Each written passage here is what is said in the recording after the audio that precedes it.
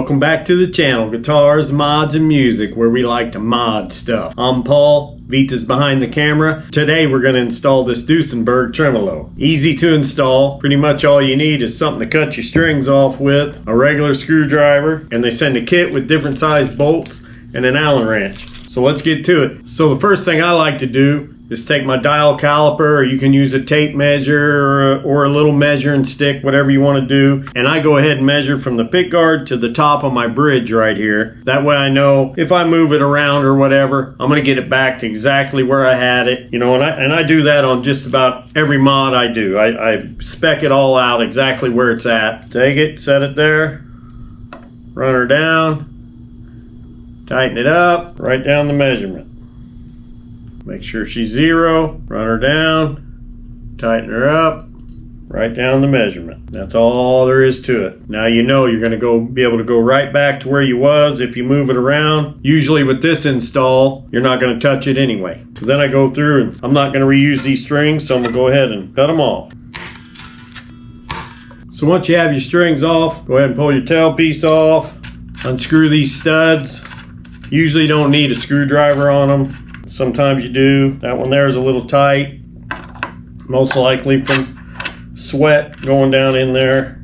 I take them parts, I put them in a Ziploc bag, serial number of the guitar, what it is. That way I can always go back. I always save my original stuff. If I ever decide to sell it or whatever, people appreciate that. You know, they want the original parts. Once I have that, I go ahead, and it doesn't matter so much on this guitar. She's old, she's beat up. But if you have a new guitar, you're gonna wanna put some tape down in case you slip or something. If you do have to use a screwdriver, you got a chance of marking up your guitar. If you slip with the screwdriver, you may not even need the screwdriver. You could slip. This is how simple this thing is. Now they send 4 washers in this kit. You don't want this setting right against the wood. A lot of models have some metal poking up there, almost like a washer, built-in washer. This one does not. And I kind of want to get above my pick guard there a little bit.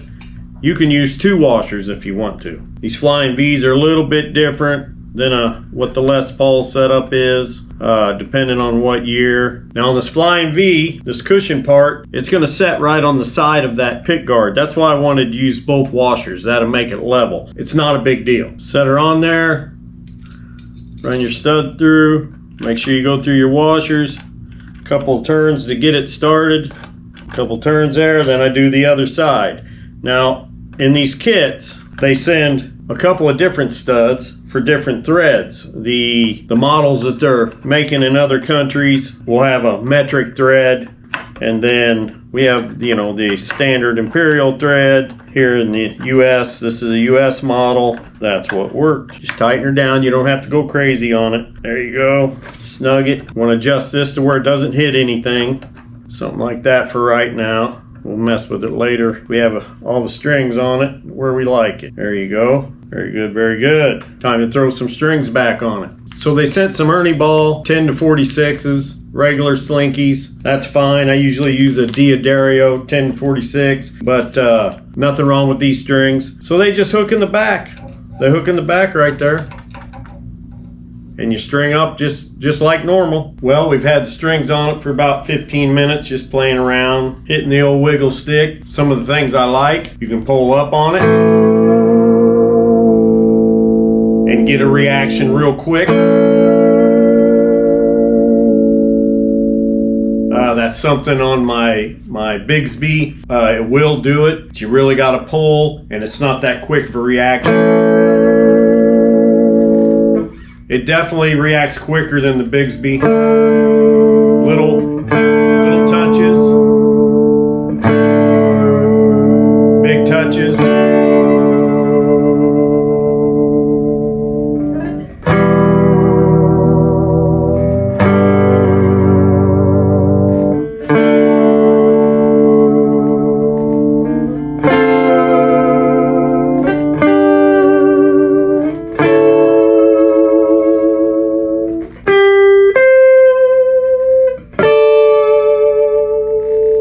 Works pretty good, really. Play it for a few days, get these strings broke in good. That way I'll know, you know, if I'm going to keep it on there or not. I mean, it's staying in tune pretty normal for, you know, a new set of strings, and all I'm doing is whammying around.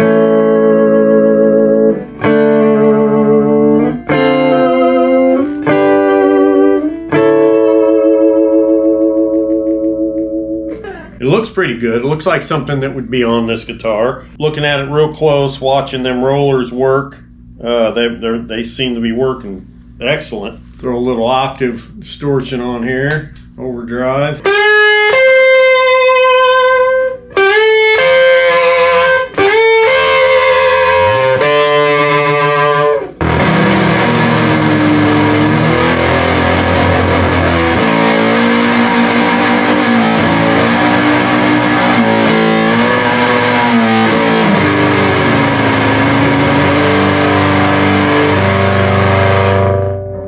So there you have it. No big deal. Easy switch out. The old V's got a whammy bar on her for the first time. Pretty cool. Unfortunately, I'm going to take her all back apart. I'm getting ready to go in the studio in a couple weeks. I'll be using this guitar a lot. I've always loved the way it plays, but somebody put an invader in it. Don't like it. I have found the period correct pickup for it. I'm going to pop that in, but this whole pick guard's coming off. I'm changing the configuration. I'm going with a couple other pickups that I like a lot. I'll do a video on it, how to make a pick guard, the whole shooting match. So she's getting ready to go under construction again, and in a few weeks we're going into the studio. Hope you guys found this video helpful. If you have any questions, leave them in the comments. Be sure to get back to you. Have a great day, great week. I'm Paul Hopley, and remember, play your guitars, mod your guitars, and make them your own.